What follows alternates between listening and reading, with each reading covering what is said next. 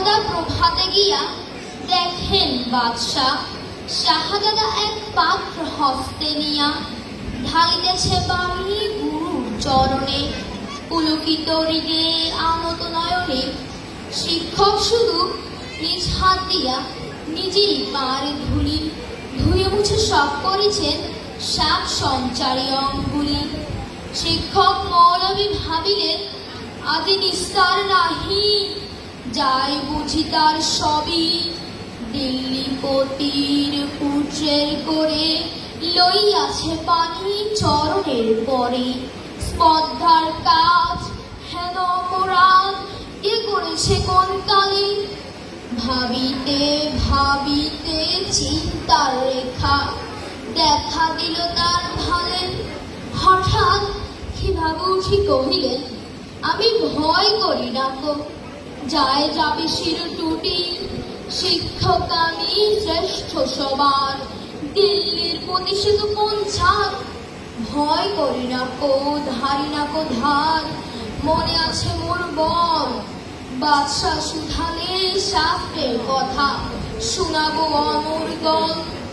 যায় যাবে প্রাণ তাহে, প্রাণের চেয়েও মান বড়, আমি শোনাবো শাহান সাহেব। তারপর দিন রাতে বাদশার দূত শিক্ষককে ডেকে নিয়ে গেল কেল্লাতে। ঘাস কামড়াতে যাবে শিক্ষকে ডাকে বাদশা কহে শুনুন জনাব তবে, পুত্র আমার আপনার কাছে সৌজন্য কি কিছু শিখিয়াছে, বরং শিখেছে বেয়াদবি আর গুরুজনে অবহেলা।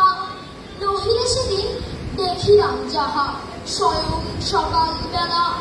শিক্ষকগণ যাহা কোনা আমি বুঝিতে পারিনি হায়, কি কথা বলিতে আজিকে আমায় ডেকেছেন নিরালায়।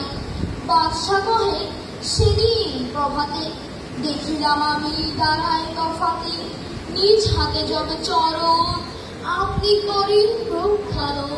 পুত্র আমার জল ঢালে শুধু যাইছে ও চরণ, নিজ হাতখানি কুলাইয়া সযত্নে ধুইয়ে দিল না কেন সে চরণ।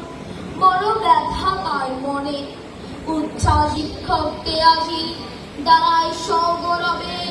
কুরুনিষ্করে বাদশাহ তবে কহেন উচ্চ রবে, আজ হতে চির উন্নত হল শিক্ষা গুরুর শির। সত্যই তুমি মহান উদার বাদশাহ আলমগীর।